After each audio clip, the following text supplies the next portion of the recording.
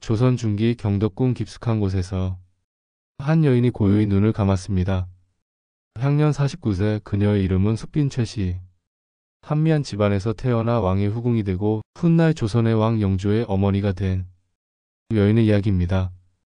그녀의 삶은 그야말로 조선판 신데렐라였습니다. 출신의 한계를 뛰어넘어 궁중 정치의 한복판에서 살아남았고 아들을 왕위에 올리는 데 결정적 역할을 했습니다. 오늘 우리는 이 특별한 여인의 파란만장한 삶을 들여다보겠습니다. 숙빈 최씨의 출생에 대해서는 여러 가지 설이 전해집니다. 첫 번째는 가장 유명한 무술이 설입니다. 궁중에서 허드레디를 하는 무술이었다가 숙종의 눈에 띄어 후궁이 되었다는 이야기죠. 이 설화는 그녀의 신데렐라적 면모를 가장 극적으로 보여줍니다. 두 번째는 친방궁녀 설입니다. 고종실록에 따르면 영조가 직접 말하기를 어머니는 친방의 궁녀였다고 했습니다. 친방궁녀는 내명부에서 지밀궁녀 다음으로 높은 지위에 속하는 직책이었죠. 이는 무술이설보다는 격이 높은 출신을 의미합니다. 세 번째는 더욱 복잡한 설화입니다. 천민 출생이며 남편과 사별한 기혼녀였다는 주장도 있지만 이는 역사적 근거가 부족합니다. 하지만 이러한 소문들이 후에 영조에게 큰 스트레스를 주었던 것은 사실입니다. 영조는 어머니의 불확실한 출신 신분 때문에 평생 고통받았습니다. 그에게 아버지가 다른 형이 있다는 소문, 심지어 영조가 숙종의 아들이 아니라 전 남편의 아들이라는 악의적인 소문까지 돌았기 때문입니다. 하지만 이러한 소문들은 사실이 아닙니다.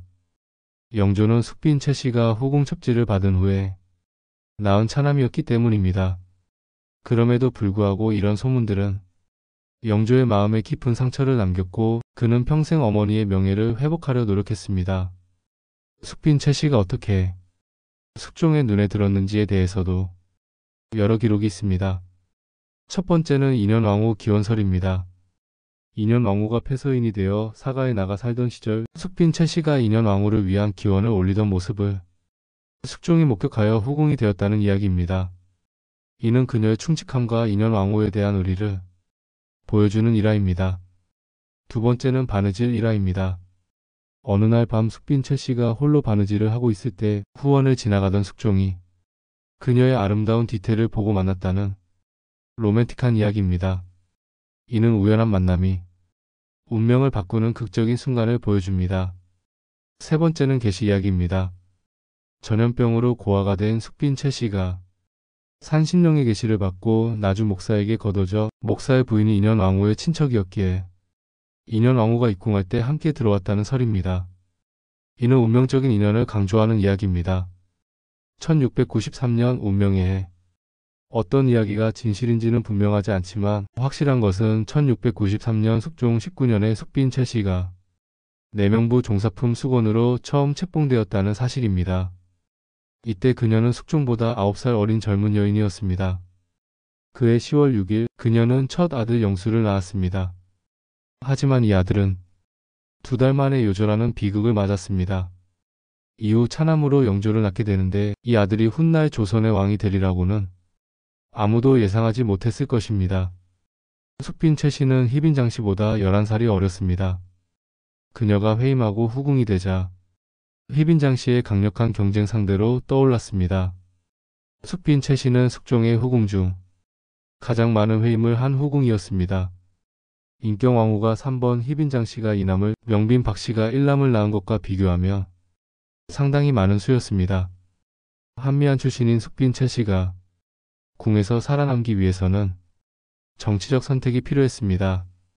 남인 측의 희빈장 씨에 대항하여 서인과 손을 잡을 수밖에 없었습니다. 이는 생존을 위한 현실적 판단이었습니다. 실제로 서인은 숙빈 최씨와 연대했고 서인계 명문 혈통인 영빈 김씨와 숙빈 최씨가 친밀하게 지냈다는 기록이 있습니다. 영빈 김씨는 경종 톡살설의 배우로도 지목되는 인물로 전형적인 서인의 중축 중 하나였습니다.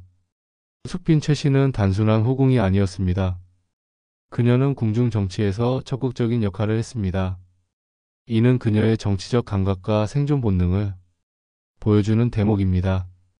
그녀는 서인과의 연합을 통해 자신의 지위를 공고히 했고 아들 영조의 미래를 위한 기반을 마련했습니다.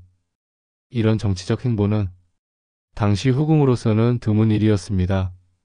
숙빈 최씨는 희빈 장씨의 죽음에 직접적인 역할을 했습니다. 조선왕조실록에 기록된 바에 따르면 숙빈 최씨가 숙종에게 희빈 장씨가 인현 왕후를 저주했다고 고한 것이 무고의 옥사건의 구실이 되었습니다. 이는 궁중에서 정치적인 행보를 보인 것으로 해석됩니다. 숙빈 최씨는 자신과 아들의 안전을 위해 강력한 경쟁자인 희빈 장씨를 제거하는데 결정적 역할을 한 것입니다. 이 사건은 숙빈 최씨의 정치적 판단력을 보여줍니다. 그녀는 단순히 수동적인 후궁이 아니라 궁중 정치의 역학관계를 정확히 파악하고 적극적으로 대응한 여성이었습니다. 희빈 장씨의 몰락으로 숙빈 최씨는 후궁 중 가장 유력한 위치에 오르게 되었고 이는 훗날 영조가 왕위에 오르는 데 중요한 기반이 되었습니다. 남인계 희빈 장씨도 죽고 노론계 인현 왕후도 사망하자 숙종은 소론계 인현 왕후를 계비로 책봉했습니다. 이는 한국 정치의 대가인 숙종이 숙빈 최씨와 연인군을 계기로 팽창하던 노론을 견제하기 위한 정치적 결정이었습니다. 흥미롭게도 숙빈 최씨는 인현 왕후와 친밀한 관계를 유지했습니다. 이는 그녀의 뛰어난 정치적 감각을 보여주는 대목입니다. 소론 인현 왕후는 후에 숙빈 최씨와 같은 노론으로 돌아서는 인물이 되었습니다. 숙빈 최씨는 향년 49세로 사망했습니다. 9살이나 많은 남편 숙종보다도 2년이나 일찍 세상을 떠났습니다. 그녀의 무덤은 경기도 파주시 광탄면에 있으며 명칭은 소령원입니다. 그녀의 죽음은 조선 궁중 정치사에서 한 시대의 끝을 의미했습니다. 한미한 출신에서 시작하여 왕의 후궁이 되고 훗날 왕의 어머니가 된 그녀의 삶은 그야말로 파란만장했습니다. 영조는 생모 최씨를 생각하는 효성이 깊었습니다.